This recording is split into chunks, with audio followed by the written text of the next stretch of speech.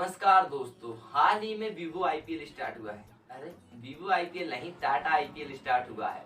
तो आखिर इसका नाम टाटा आईपीएल क्यों किया गया? साथ ही साथ अभी दो नई टीमें ऐड हुई हैं, जिनमें आपको लखनऊ और गुजरात की टीम आपको देखने को मिल जाएगी।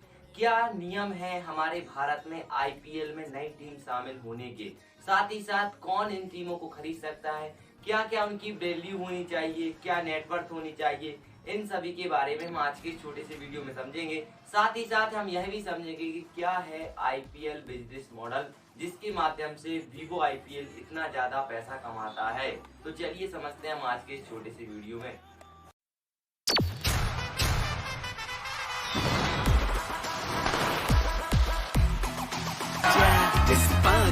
ये टाटा आईपीएल है, ये पागलपन अब नॉर्मल है।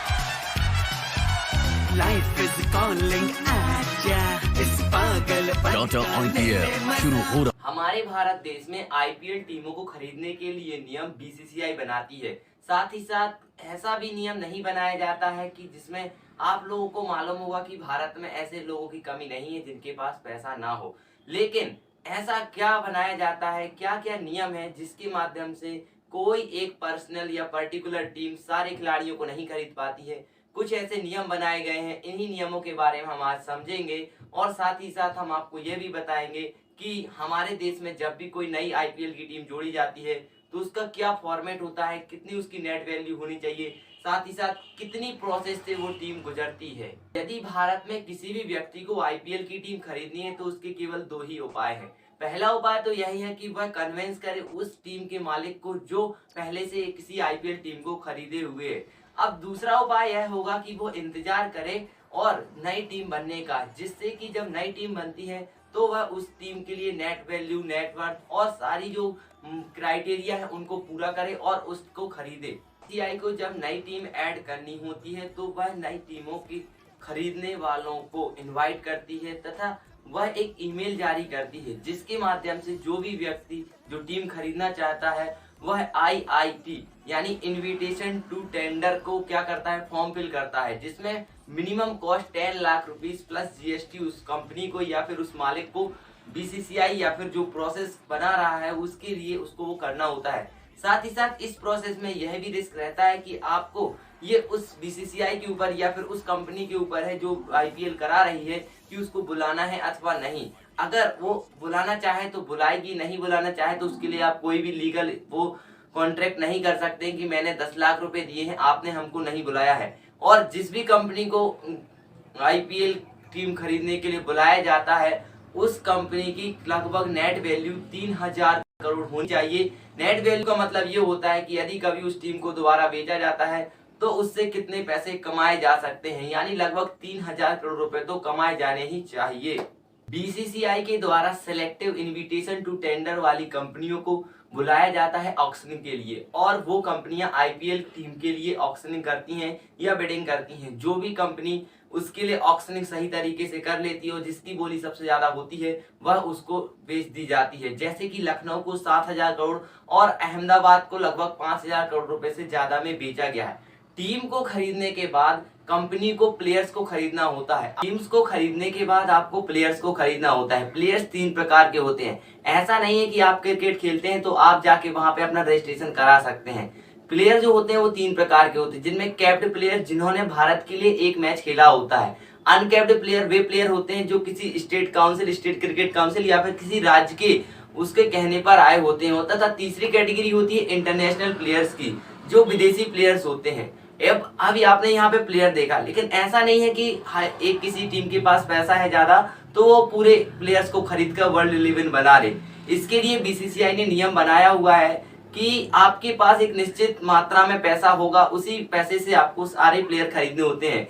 और इसके अलावा हम बात करें तो जिसको जो पैसा होता है उसको कहा जाता है पर्स, जो वर्तमान 2019 में 90 करोड़ था। इसके अलावा हर एक टीम को कम से कम 18 और अधिकतम 25 प्लेयर्स रखने की अनुमति होती है, जिसमें से 8 विदेशी प्लेयर वो टीम रख सकती है। इसके अलावा जब प्लेयर्स आते हैं तो उनको उनमें किसी बेईमानी ना हो तो उनको अपना एक बेस प्राइस डिसाइड करना होता है, जिसमें उनका बेस प्राइस 20 लाख से लगाकर 2 करोड़ स्टार्ट होता है। अब 20 लाख से लगाकर 2 करोड़ के बाद उन्होंने अपना बेस प्राइस रख दिया, उसके बाद उनको कुछ मतलब नहीं होता है। उसके बाद जो ऑक्शनिंग कमेटी होती है वो उन प्लेयर्स को ऑक्शनिंग कराती है, और जो प्लेयर बिक जाते हैं वो चले जाते हैं, जो नहीं बिकते हैं आपने देखा होगा सुरेश रैना वगैरह, वो सभी यहीं वहीं घूमते रह जाते हैं। और खैर उन्होंने पैसा तो कमा ही दिया होता है।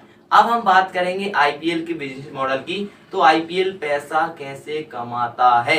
सबसे बड़ा, सबसे ज्यादा पैसा कमाना उसका यही है, टाइटल स्पॉन्सरशिप। जैसे आपको मैंने पहले शुरुआत में ही कहा था कि अभी वर्तमान में टाटा आईपीएल चल रहा है, ना कि वीवो आईपीएल। टाटा आईपीएल एक टाइटल स्पॉन्सरशिप है, यानी टाटा और फिर आईपीएल दोनों मिलकर बन गए टाटा आईपीएल। यह एक प्रकार का जो टाइटल स्पॉन्सरशिप होता है, पहला इसे के माध्यम से यह पैसे कमाते हैं। दूसरा होता है आईपीएल ब्रांडिंग। आपने देखा होगा आईपीएल में बहुत सारी चीजों को चलाया जाता है। आईपीएल के चारों ओर अगर आपने गौर किया हो, कहीं बायजूस की एड चलती है तो कहीं अनअकैडमी की एड चलती है, कहीं मुथूट फाइनेंस की एड चलती है, वो भी आपने देखा होगा। तीसरा होगा शॉर्ट ब्रेक।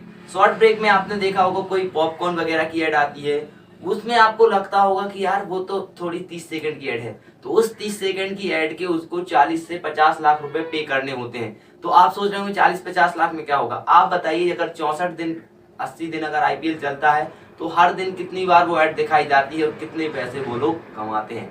चौथा होगा टिकट। आपने देखा होगा कि जो होम टीम होती है, होम टीम, जहां पर होम टीम जो भी टीम है वो टीम अगर जाती है जहां पे मैच खेल रहा है, तो उसकी जितनी भी टिकटें बिकती हैं उसमें से 20% बीसीसीआई को चला जाता है और 80% टीम मालिक के पास पहुंच जाता है।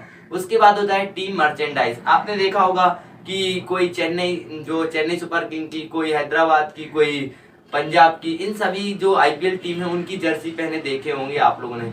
तो वो जो टीम मर्चेंडाइज होती है, और आपने देखा होगा जो भी एड टीम ड्रेस के पहन के कराई जाती है, वो सभी जो उसका पैसा पूरा कंपनी के या फिर टीम के मालिक के पास जाता है। उसके बाद आता है ब्रॉडकास्टिंग रेवेन्यू। आपने देखा होगा पहले मैक्स पर आता था, अभी सोनी पर आता है, स्टार इंडिया के पास अभी ये राइट्स हैं।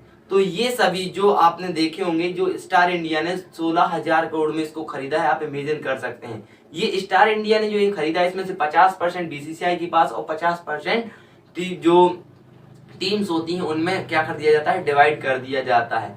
तो आप सोचिए कि कोई भी टीम क्या आईपीएल की विनिंग प्राइज के लिए ही सब कुछ करती है? ऐसा नहीं है। लेकिन फिर भी जब आईपीएल की जो टीम जीती है तो उसमें से 50% मालिक रख लेता है और 50% टीम में क्या हो जाता है, डिवाइड कर दिया जाता है।